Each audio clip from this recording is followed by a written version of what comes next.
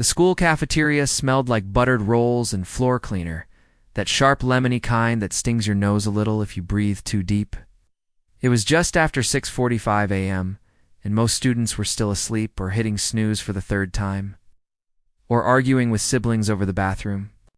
But she was already here, hair pulled back in a loose ponytail, sleeves rolled to her elbows, wiping down tables with a damp cloth.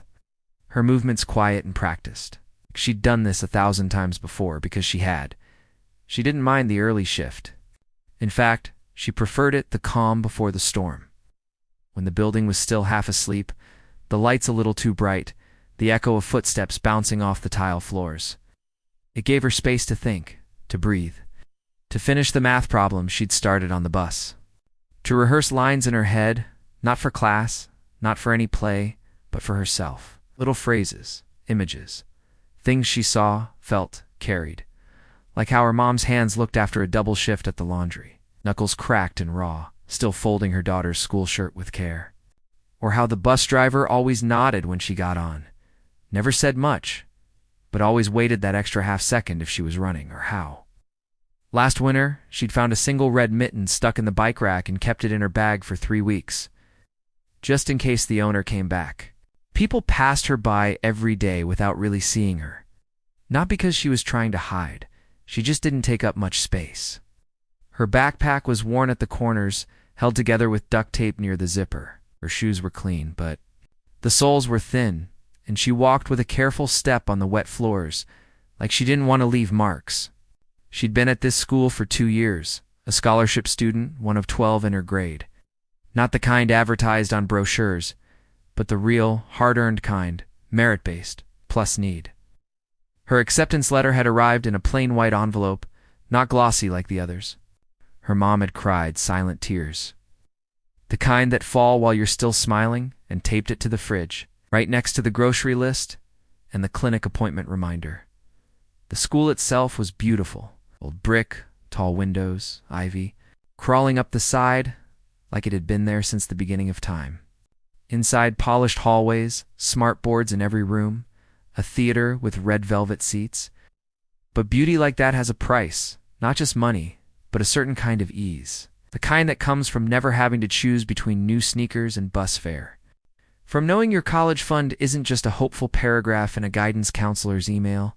She wasn't bitter, she's just aware. She finished the last table, table 7. The one with the wobbly leg she'd propped up with a folded napkin weeks ago, and stacked the cloth neatly on the cart. She glanced at the clock, 7:12. Still 20 minutes before first bell. In the staff break room, she poured herself a small cup of coffee, black, no sugar. Not because she loved it, but because it helped her stay awake after nights when her little brother's cough kept the whole apartment awake. She stirred it slowly, watching the steam rise, and let herself think about the weekend. Not plans, she didn't really have those, but small hopes. A library trip. A walk in the park if the weather held. Maybe finishing that book she'd started, the one about a girl who spoke to rivers. Then she saw it. Taped to the fridge beside the faculty schedule, a sheet of bright yellow paper. Bold black letters at the top, Annual Spring Talent Showcase, sign up by Friday. Below, a list of names, some familiar, some not. A guitarist from the jazz band. A trio doing a dance routine. A girl who did magic tricks with cards, actual tricks, not the kind where you just pull a flower from your sleeve. She read the list slowly, not with envy, more like curiosity. What would it feel like, she wondered, to stand on that stage? Not to win? Just to be seen. Not as the girl who wipes tables or hands out trays, but as someone with something to say. She almost walked away. Almost, but then she remembered something. Something small from last summer. She'd been at the public library, reading under a tree in the courtyard, when a group of kids had gathered for an open mic. One by one, they'd stepped up, rapping, singing, telling jokes, and then a woman, maybe in her 60s, gray hair in a braid, walked to the mic with a notebook. No music, no fanfare. Just her voice soft at first, then stronger, telling a story about her father's hands, how they could fix anything but never held her long enough. People had stopped scrolling, stopped whispering, sat on the grass, still. When she finished, There was silence, then applause that felt like a hug. That night, she'd gone home and written 3 pages in her journal. Not poetry, not yet. Just truth in lines. She looked at the sign-up sheet again, and then a voice, loud and laughing, cut through the quiet. "Wait, she's signing up?" She turned. 3 girls stood near the doorway, not unkindly, not at first, just amused. Like they'd just spotted something unexpected, like a squirrel wearing sunglasses. The tallest one held a smoothie green, probably kale, probably $7. She tapped the sign-up sheet with her straw. "Seriously, you're going to do what?" Recite. "The lunch menu. Today's special, humility and extra pickles." The others giggled. Not cruel exactly, just easy. It's the kind of joke that feels harmless when you're on the inside of it. She didn't flinch, didn't smile, just met the girl's eyes, calm, steady, and said, "I haven't decided yet." Which was true. The girl shrugged, still grinning. "Well, good luck. Out. We'll be in the front row. Popcorn's on us." They walked off, still laughing, heels clicking on the tile. She waited until they were gone. Then she stepped closer to the fridge. Her name wasn't on the list. But a minute later, when she glanced again, it was written in thick black marker, right at the bottom, under spoken word, or something. Her name. Just her last name, actually. But unmistakable. And beside it, in tiny letters, someone had added, "Audience participation, bring tissues, or just a mop." She stared at it. A hot flush rose in her cheeks. Not shame, not exactly. More like recognition. The kind you feel when someone shows you a reflection you didn't know was visible. She could take it down, no one would notice. The sheet was messy. Scribbles, crossed out names, doodles in the margins. One name even had a little crown drawn over it. Oh, she could just tear off that corner. Or scribble over it. Or walk away and pretend she never saw it. She reached out, her fingers hovered over the paper, and then she didn't erase it. She didn't add anything.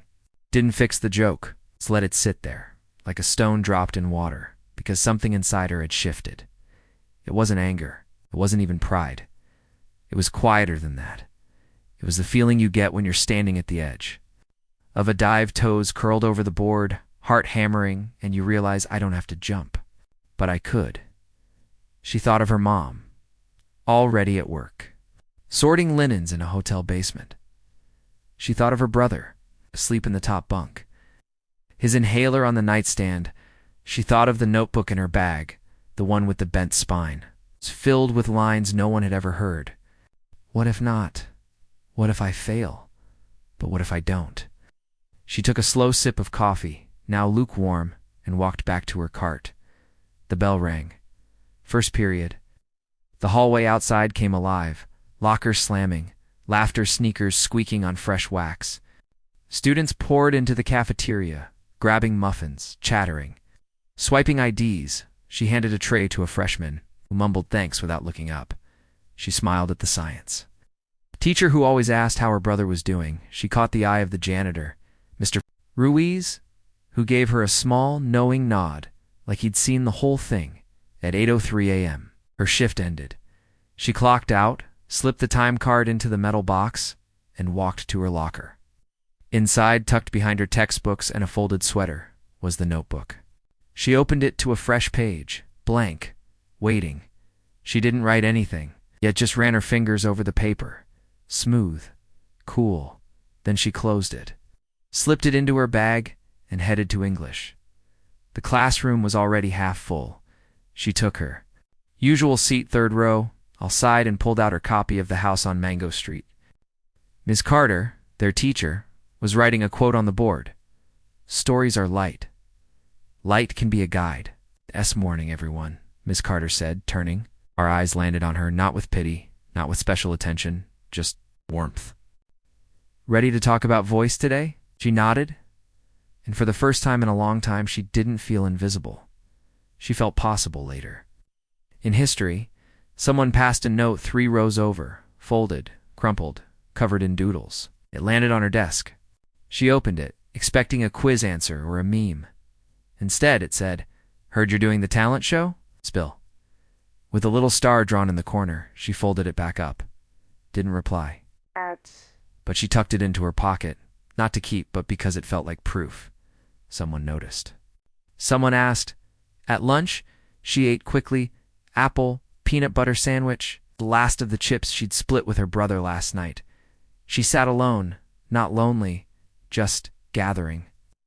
Listening to the noise around her, the clatter of trays, the burst of laughter from the soccer team, the quiet hum of two girls comparing college brochures. She watched them, not with envy. With observation, how they leaned in when they talked. How they took up space, not aggressively, just naturally. Like they'd never been taught to fold themselves smaller. She thought about what she might say, not to impress, not to shock, but to connect. To tell the truth in a way that didn't sound like complaining, more like sharing. Like this is what it's like to love your life even when it's heavy. She didn't have the words yet, but she had the feeling. After school, instead of heading straight to the bus stop, she stopped by the auditorium. The door was open. A tech crew was testing lights for the showcase. She stood in the back, in the shadows, watching the spotlight sweep across the empty stage. It looked bigger from here. Golden, almost sacred. A stagehand, a senior she recognized from physics, saw her. "You're performing?" he asked, not unkindly. She hesitated. Then, yeah, I think so. He nodded, like it was the most normal thing in the world. Cool, sound checks Thursday. Mike's sensitive, don't shout, just talk like you mean it. She thanked him and walked out. The bus was crowded. She stood near the back, holding the pole. The notebook in her bag bumping gently against her hip with every turn at her stop. She got off and walked the 6 blocks home past the laundromat. The bodega with the cat in the window, the mural of hands reaching for stars. Her building was old. Brick, with flower boxes someone tried to keep alive every spring. She climbed the stairs to flights and let herself in. The apartment smelled like rice and cumin. Her brother was at the kitchen table, coloring his cough quieter today. "Hey," he said, without looking up. "You're late." 5 minutes, she said, dropping her bag by the door. "Mom says dinner's ready when you are." She washed her hands, still smelling faintly of lemon cleaner, and sat down. Her mom came out of the bedroom, pulling off her work gloves. Her smile was tired but real. "How was school?" "Good," she said. And then, after a pause, "I signed up for the talent show." Her mom stopped, looked at her. Not surprised. Not doubtful. Just, "Still, yeah," she said softly. "Yeah. What are you going to do?" She took a breath. "I'm going to speak." Her mom didn't ask what. Didn't say, "Are you sure?" Or "What will people think?" She just reached across the table, covered her daughter's hand with her own rough, warm, strong, and said, "Then I'll be there. Front row." And in that moment, with the steam rising from the pot, her brother humming off-key, the city humming outside the window, she knew. This wasn't about proving anything to them. It was about honoring what had always been true. She had a voice, and it was time to use it. The week after she signed up, or rather, after her name got signed up for her past, in that strange, slow, fast way time does when something big is coming. Not like a storm rolling in, but more like a tide, quiet at first. Almost gentle, but rising steadily, pulling everything toward a single moment. She didn't tell many people. Not because she was ashamed, but because saying it out loud made it feel heavier, more real. And she wasn't sure yet if she was ready for that kind of weight. At school, things stayed mostly the same on the surface. She still worked the early shift, still sat third row, outside, still handed out trays with a quiet "have a good one" that most people answered with a nod or a distracted thanks. But now, sometimes, someone would pause, look at her a second longer. A freshman asked if she played an instrument. A lab partner, tying his shoe, muttered, "Hope your thing goes well." He didn't even look up, but he said it like he meant it. She appreciated that.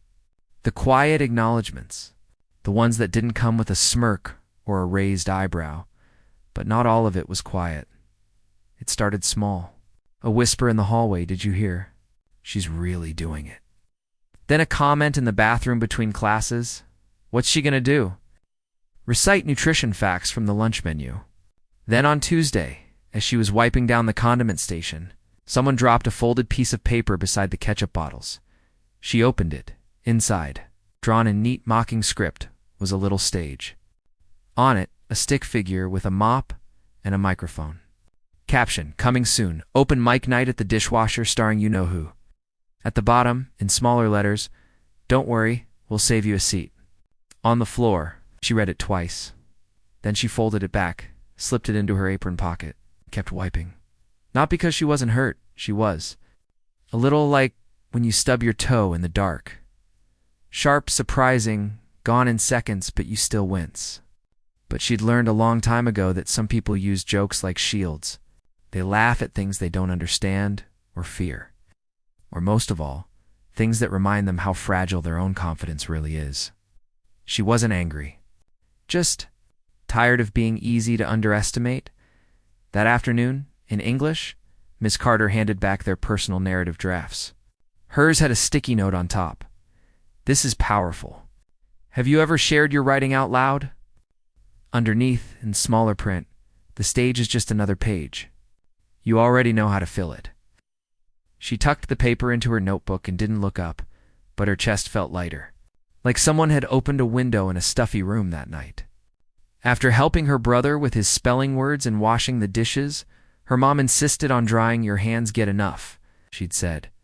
She sat at the kitchen table with her notebook open. The overhead light hummed softly. Outside, a neighbor's radio played a salsa tune, faint and warm. She wrote, "Not the whole piece. Not yet, just fragments." Lines that had been circling in her head like birds looking for a place to land. You ever notice how people talk around you when they think you're just part of the background? Like the hum of the fridge always there, never listened to. I've memorized the sound of 6 a.m. buses, the smell of bleach and burnt toast, the weight of a full tray in my left hand, always the left, because the right holds the pencil. They think silence means empty, but silence is just waiting. She read it back, softly, just to the walls. Her voice sounded different out loud, quieter than she expected. Like a river that doesn't need to roar to move stones, she tried again. Louder this time, not shouting. Just present, her brother poked his head in. "You practicing for the show?" "Yeah. Can I hear?" She hesitated, then nodded. He climbed onto the chair beside her, knees drawn up, chin in hands. She read the lines again. When she finished, he was quiet for a moment. Then, that part about the bus. "That's true, right?" "Yeah, I like it." "Why?" "'Cause it sounds like you," she smiled. "Not big, just enough." He hopped down. "Mom says bedtime." "But good luck tomorrow." "For rehearsal." She blinked. "Rehearsal." "Yeah, they posted it on the board.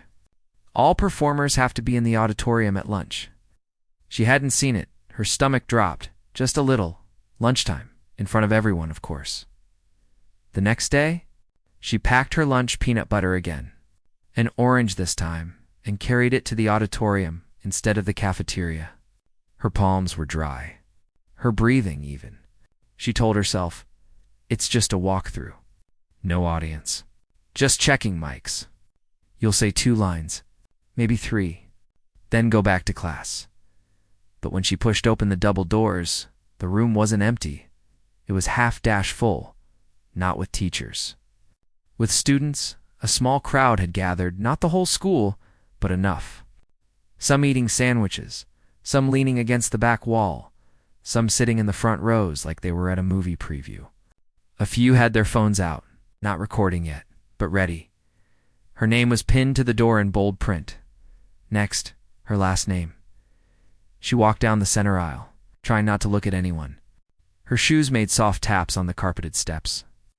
She could feel eyes on her back, not all unkind, but curious, expectant, like they were waiting for the punchline.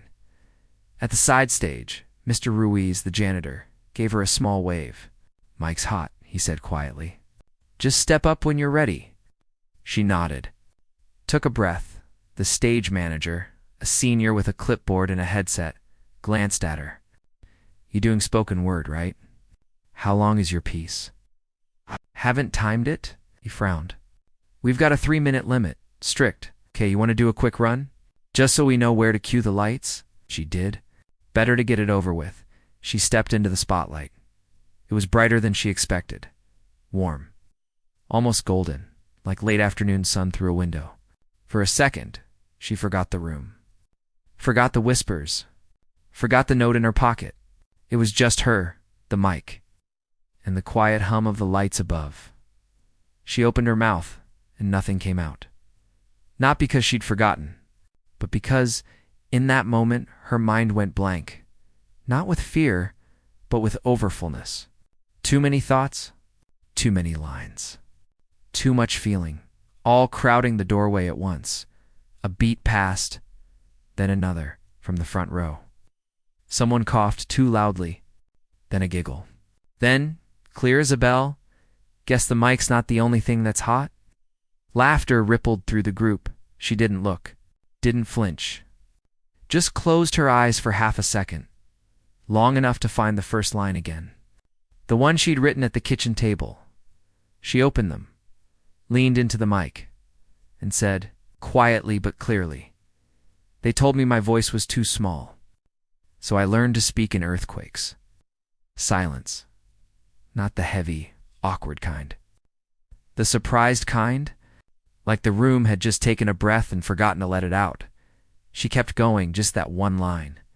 Didn't add more. Didn't rush. Let it hang there, like smoke after a match is blown out. The stage manager blinked, nodded slowly. "Okay, yeah, that works." She stepped back. The applause wasn't thunderous, just a few claps, scattered at first, then a little stronger. A couple of people even whistled, not mocking, but impressed. One girl in the third row gave her a thumbs dash up. She walked off stage, heart pounding, but not from nerves. From something else. Something like recognition back in the hallway. She passed the group from the cafeteria, the ones who'd left the note, who'd laughed by the smoothie machine. They were standing near their lockers, talking. One of them saw her, paused, didn't smile, didn't sneer. Just looked at her, really looked and said, "You wrote that." She nodded. Huh. That was it. No apology. No sudden friendship. Just a crack in the wall. She went to her next class. History. Took her seat. Opened her notebook, and for the first time all day, she wrote something new, not in her poetry journal, but in the margin of her notes. One line. That's all it takes to change the air in a room. The rest of the week built like a wave. Everywhere she went, people treated her a little differently. Not with awe, not yet, but with a kind of cautious respect. Like they'd underestimated a door and found out it was made of steel. In gym, when they picked teams for volleyball, she wasn't last. She wasn't first either, but someone actually said, "She's got good reflexes," and that was that. At lunch, 2 girls from the art club asked if she'd ever written about color, like how blue feels when you're tired, or red when you're angry, and they sat with her for 10 minutes. Sketching ideas in the margins of a napkin. Even the lunch lady, one who usually just slid trays across the counter, handed her a cookie on Thursday and said, "My granddaughter does poetry. You remind me of her." Strong, quiet, but not everyone shifted. On Friday morning, as she was restocking napkins, she overheard a conversation near the vending machines. "I heard she's doing some deep spoken word thing." "Yeah, like what ode to a dustpan? Honestly, it's kind of sad. Like, why sign up if you've got nothing to say?" She kept her back turned. Kept folding napkins into neat triangles the way her mom did at the hotel, the way she'd learned by watching. But inside something hardened, not anger. Not bitterness, resolve, because they were wrong. She did have something to say. It wasn't about being better than them. It wasn't about revenge or proving she belonged. It was simpler than that. It was about truth, about saying out loud what so many people feel but never name, especially the ones who serve, who wait, who hold the world together with tired hands and quiet hearts. That afternoon, she stayed late. Not at school, At the public library, in the corner by the window where the light was best. She opened her notebook to a fresh page, and for the first time, she wrote the whole thing. Not for them. Not for the judges or the crowd, or even the girl who'd mocked her by the smoothie machine. She wrote it for the kids scrubbing tables before school. For the mom working 2 jobs and still tucking love into every lunchbox. For the brother who shares his last chip without being asked. She wrote it for herself. Words came easier now, like they'd been waiting behind a dam. And one line had broken the seal. She wrote about hands. How they can be soft and strong at the same time. About buses that run late but never stop. About the way dignity doesn't need a spotlight. It just needs to be seen. She didn't make it pretty. Didn't wrap it in fancy words. Just kept it real, like a conversation over kitchen table coffee. Late at night. When the world is asleep and the truth comes out easier, by the time she finished, the library was closing. The sky outside was purple at the edges. She read it once out loud. Just to the empty chairs. When she got to the last line, you mistook my silence for emptiness. But silence is where roots grow deepest. She stopped, breathed, and for the first time, she believed it. That night, her mom asked, "Ready for tomorrow?" She thought about it. Not about the stage. Not about the crowd. Just about the words, how they fit in her mouth now, like they were always meant to be there. "Yeah," she said. "I think I am." Her brother looked up from his drawing. "Can I come?" "If Mom says it's okay." Her mom didn't hesitate. "We'll be there early." She didn't sleep much that night.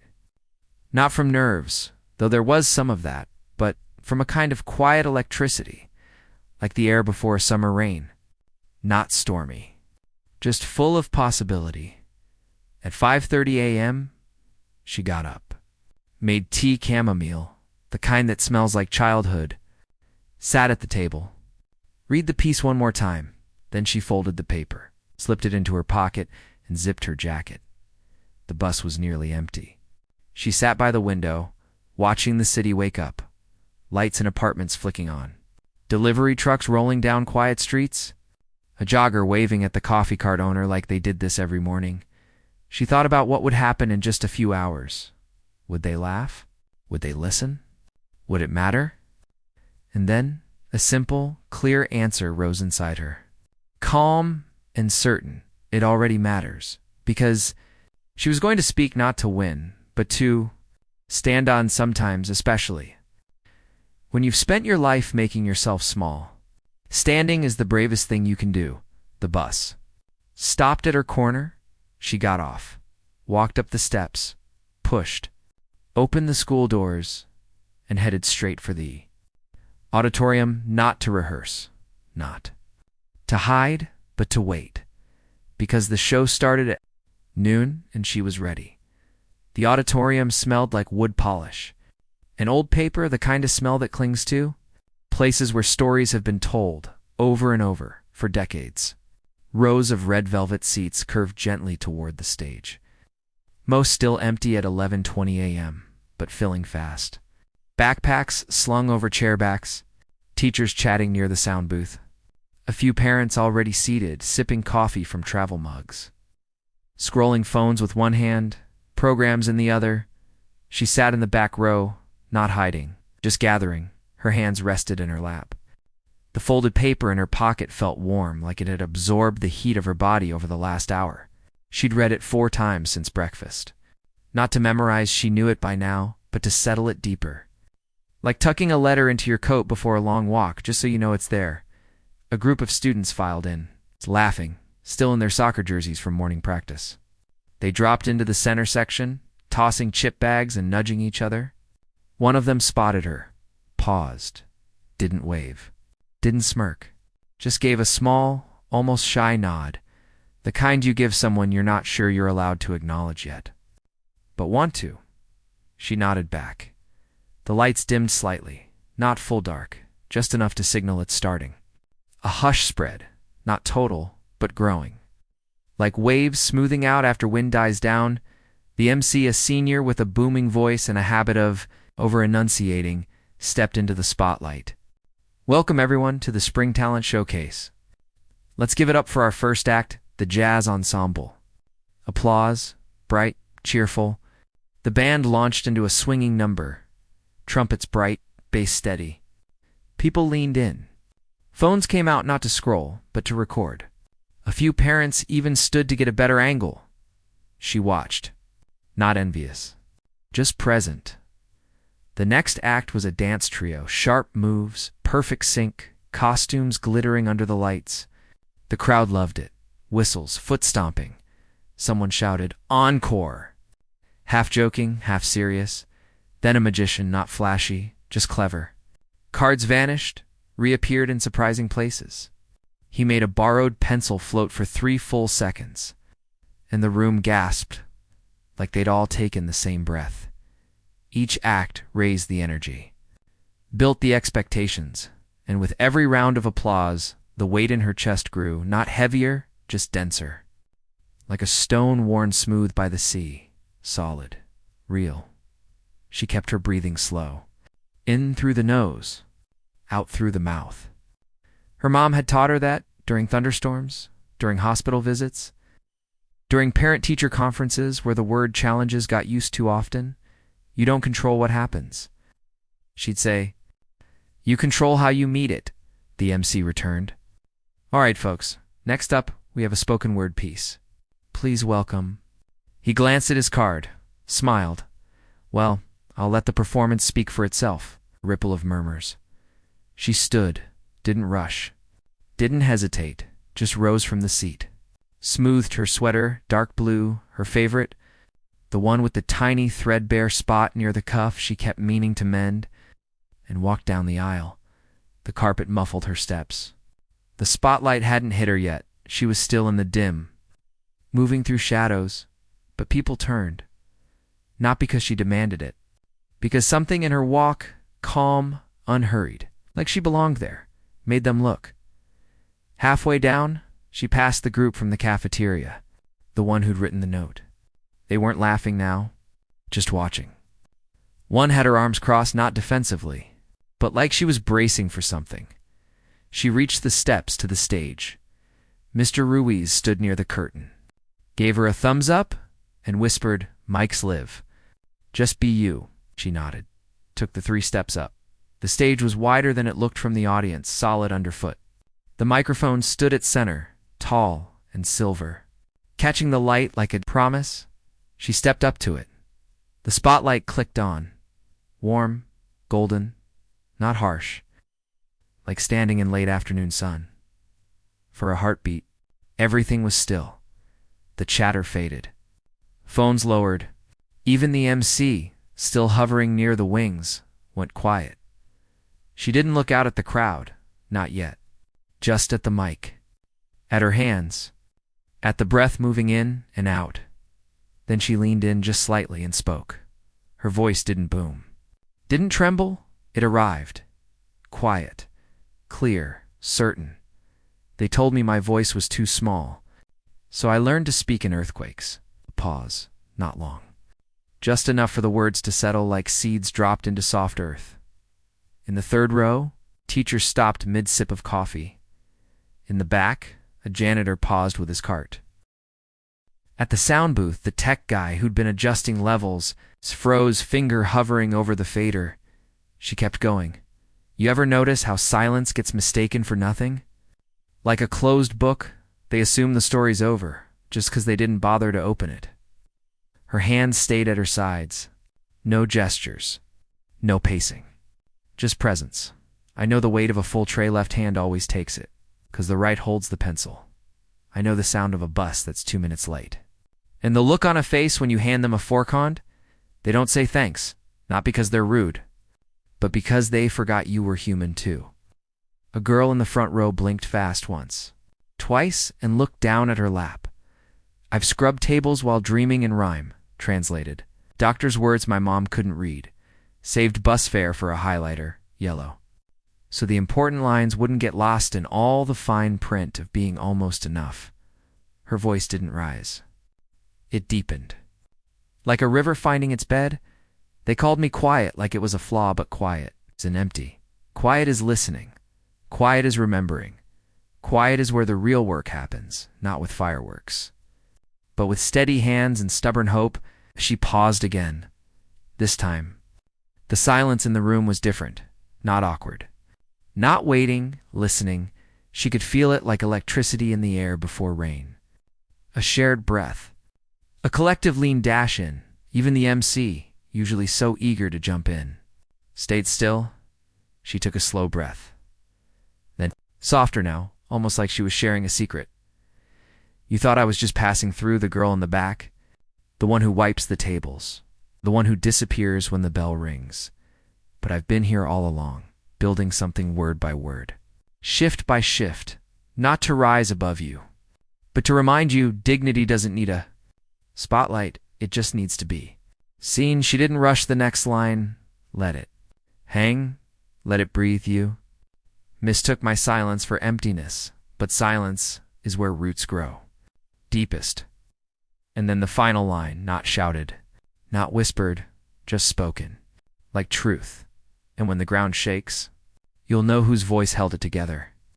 She stepped back, just half a step. The mic stayed live. The room stayed silent, not a cough, not a shuffle, not a phone buzz. 3 full seconds. 4 then. From the very back, a single pair of hands began to clap. Mr. Ruiz slow, steady. A teacher joined. Then another.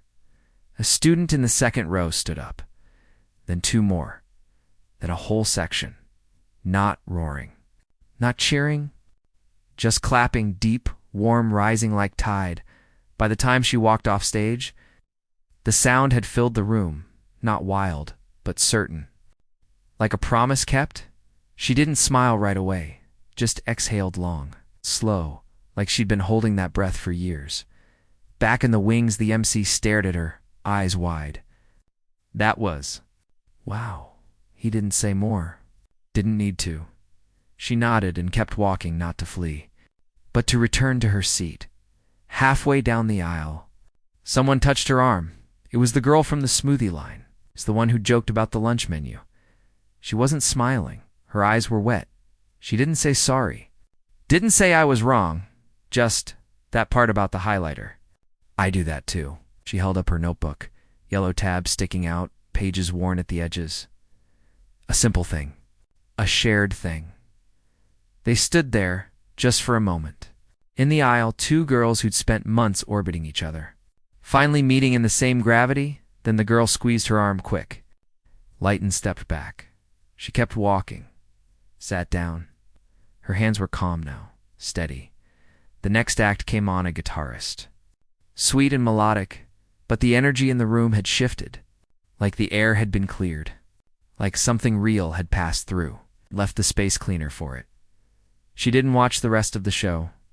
Not because she wasn't interested. She was. But because she needed a minute, just to sit, to let it settle. She thought of her mom. Wondered if she'd made it. She'd said she would. But her shift didn't end until 12:30. She thought of her brother, probably in class right now. Drawing in the margins of his math worksheet, she thought of the notebook in her bag, how it felt lighter now. Like it had given up its weight to the world. A teacher leaned over from the next seat. Not her English teacher. A different one, biology maybe. Quiet, always wore cardigans. You write like someone who's been paying attention, she said softly. I try. Should keep going. I will. No grand praise. No overblown compliment. Just 2 truths passed between people who understood what it cost to speak them. The show went on. A choir. A comedian actually funny, not trying too hard. A pianist who played a piece so tender, a few people closed their eyes, but the room never quite returned to how it was before. There was a new, kind of quiet underneath the noise. Thoughtful, respectful. Like everyone had just remembered something. Important at the end, the MC came back. Let's give it up for all our performers. Applause big, warm, genuine. Then he added almost as an afterthought, but not quite. And let's hear it one more time for the spoken word piece. That was something special. The applause rose again. Louder this time. She didn't stand. Didn't bow. Just sat, hands in her lap, and let it wash over her. Not pride. Not triumph, belonging. Afterward, people milled in the aisles, hugging performers, taking photos. Comparing favorites, she stayed in her seat a little longer. Then she stood, zipped her bag, and walked out the side door. Not the main exit, but the one near the stage wing, the one with the fire exit sign and the faint smell of dust and old curtains. The hallway was quiet. Sunlight streamed through the high windows. Making stripes on the floor, she leaned against the cool cinder block wall and closed her eyes. Just for a minute, just to feel it. The echo of her own voice in the quiet. Door opened down the hall. Footsteps. She opened her eyes. Her mom stood there, hair pulled back. Uniform still on, white shirt, black pants. Name tag slightly crooked, but her eyes were bright, shining. She didn't say anything, just opened her arms. She walked into them. Her mom held her tight, not dramatic, not weepy. Just there, solid. Like always, after a long moment, she pulled back, cupped her daughter's face in her hands, thumbs brushing her cheeks, and said, voice thick but steady, "That was your abuela's voice in there, and mine, and yours." She smiled. "You gave us all a seat on that stage." They stood there, in the empty hallway, sunlight warming their shoulders. No fanfare. No crowd, just two people, tired, proud. Deeply known, her brother came running down the hall a minute later, backpack bouncing, waving a drawing. "I drew you. You're standing on a mountain, but it's made of books and lunch trays and buses." She laughed, really laughed, and took the paper. It was her. Small, but tall. Arms open. Sun rising behind her. "Looks like me," she said. "Yeah," he said, grinning. "'Cause you are."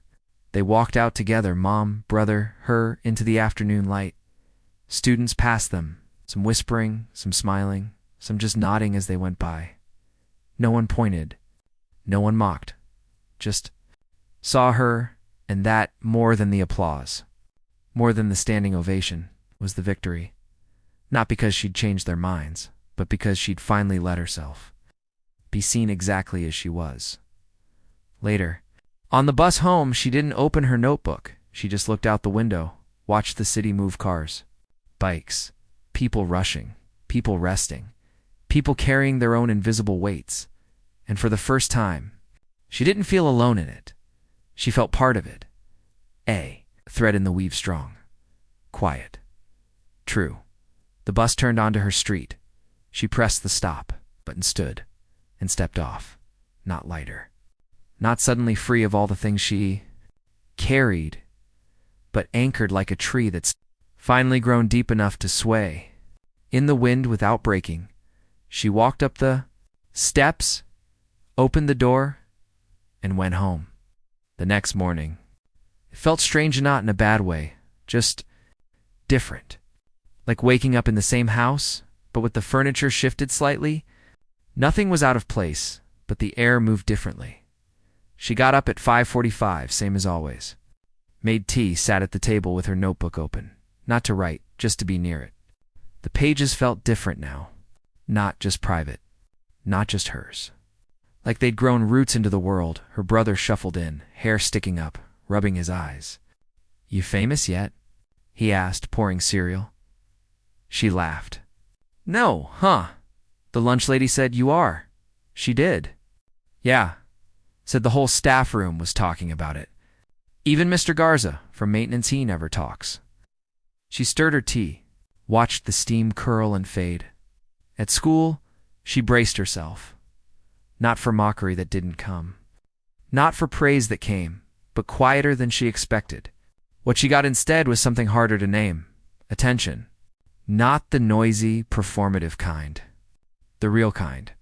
The kind that says, "I see you now, and I'm trying to understand." In the hallway before first bell, a freshman she'd never spoken to stopped her. "Hi, just wanted to say, my mom works nights too, and she always says the same thing about quiet people." Right. She paused. that they're not empty. They're just storing up.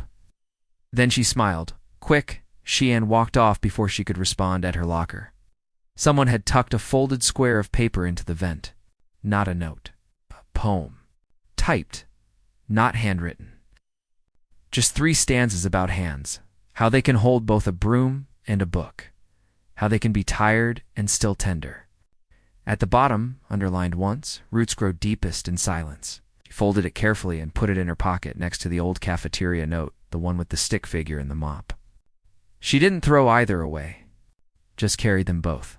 Like reminders. This is where I was. This is where I am. In English, Miss Carter didn't make a big deal of it. Didn't call her to the front. Didn't ask her to read again. Just, as class ended, walked over while she was packing up and said, "The library downtown runs a youth writing circle on Saturdays. They pay stipends for facilitators.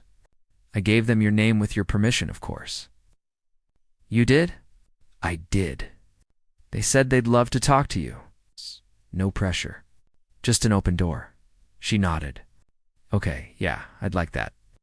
At lunch, she went to the cafeteria not of habit, but because she wanted to. She stood in line, tray in hand. When she reached the counter, the lunch lady, same one who'd given her the cookie, handed her a plate, then paused, lowered her voice. "Your piece reminded me of my sister," she said. "She cleaned offices for 20 years, wrote poems on napkins in the break room. Never showed anyone. Died last spring." She looked down, wiped the counter slowly. "I wish she'd had a stage like you did." She didn't know what to say, so she just said, "Thank you." "No," the woman said, meeting her eyes. "Thank you." She carried her tray to her usual table, but this time she wasn't alone for long. One by one, people sat down, not all at once, not like a parade. Just naturally. A girl from chemistry. A boy who ran the AV club. The art student who'd asked about color and tiredness. No one said that was amazing. No one asked for an encore. They just stayed, talked about finals. About the broken printer in the library. About how the vending machine ate someone's dollar again. Ordinary things, but shared differently now, like a door had opened between them, and no one was pretending it wasn't there. After lunch, she walked to History Ann past the auditorium. The doors were open. Inside, the stage was bare again. Chairs stacked. Cables coiled. But sunlight streamed through the tall windows, hitting the center spot where she'd stood. It looked golden, peaceful. She paused in the doorway, didn't go in, just looked. And for the first time, she didn't feel small in that space. She felt part of it, like she'd left something behind. Not a performance, but a truth, and it was still there, waiting for the next person who needed to hear it. The days that followed weren't about fame. There were no news crews, no viral videos. The school newsletter mentioned the showcase, a deeply moving spoken word debut among many highlights, but that was it. What changed was subtler. In study hall, a teacher asked if she'd be willing to help lead a creative writing workshop for underclassmen, not as a star, but as a peer. "You've got a gift for making words feel like real life," she said. "We could use that." She said yes. At home, her mom started leaving little things on her desk: a smooth stone from the park, a used bookstore gift card, a single page printed from an old anthology. Poetry is the shadow cast by action. Just trust. Her brother began writing 2 little stories in his notebook, not to perform. Just because. One afternoon, he read her a piece about a bus driver who could talk to pigeons. It was silly, sweet. Full of heart, she told him it was good. He beamed. "Maybe I'll do the talent show next year." "You should," she said. "Just don't let anyone sign you up as a joke," he grinned. "Too late. I already did it myself." She laughed, the kind that comes from the ribs, not just the mouth. Then came the Thursday. Not a big day, just Thursday. She was shelving books in the library during her free period. She'd started volunteering thereafter. It was Carter's suggestion when a woman walked in, mid-50s, silver-streaked hair, wearing a soft-looking blazer, and carrying a tote bag covered in library pins. She approached the desk. Haim looking for her last name. She looked up. That's me. The woman smiled, not the polite kind, the recognized kind. I was in the audience Tuesday. My name's Dr. Ellis. I teach writing at the community college down on Maple. Oh. She stood a little straighter. I don't usually do this, the woman said. But I couldn't stop thinking about your piece. There's an honesty in your voice, no pretense, no performance, just truth, carefully held. She paused. We have a scholarship program for local students, full tuition, plus a small stipend for books and materials. It's competitive, but I'd like to nominate you. If you're interested, she didn't say you're talented or you're special. She said your voice matters in a room that needs more voices like yours. There was no pressure, no expectation, just an offer, extended like a hand. She didn't say yes right away, didn't say no, just, can I think about it? Of course, Dr. Ellis said. Take your time. She handed her a card plane. No logo, just a name, email, and phone number. No rush. But know this, you already did the hardest part. You showed up. After she left, she sat back down, held the card in her hands. It wasn't thick paper, not glossy. Just cardstock, slightly bent at one corner, but it felt heavy, not with weight, with possibility, that night. Over rice and beans, she told her mom. Her mom listened quietly, stirring her tea. When she finished, her mom didn't cry, didn't cheer. She just set down her spoon, looked at her and said, What do you want? Not can we afford it? Not is it realistic. Just, what do you want? She thought about it. Not the scholarship, not yet. The want. I want to keep writing, she said.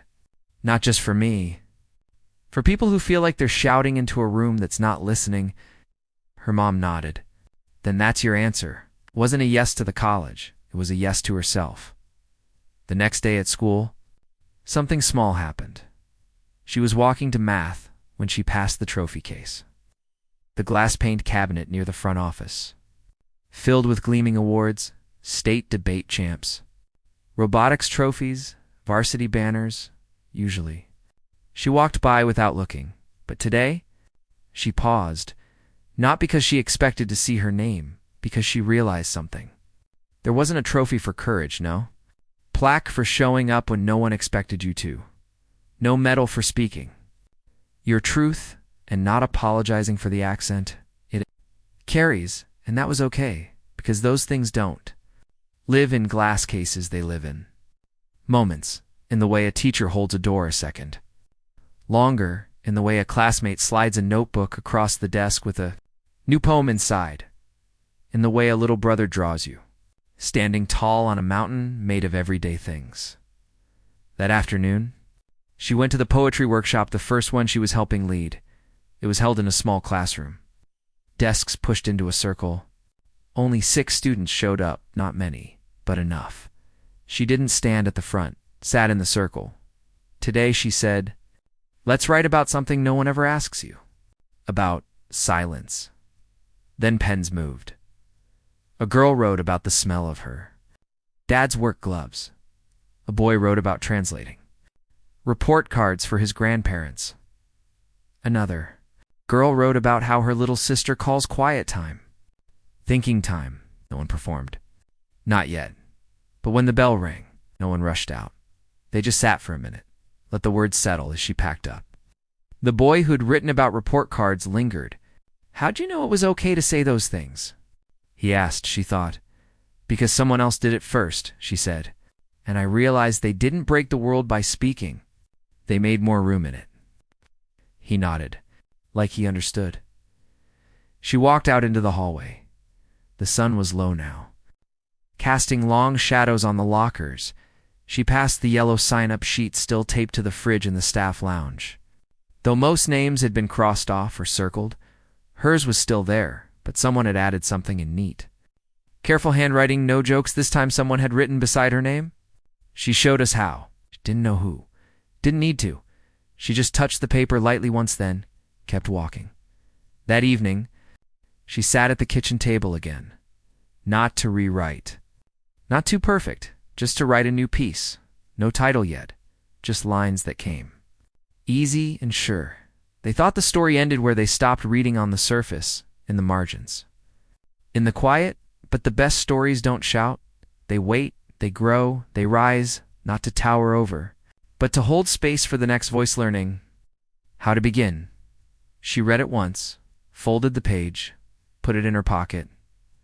Then she got up, poured her mom a cup of tea, and sat beside her on the couch. No big moment, no speech, just two people, resting.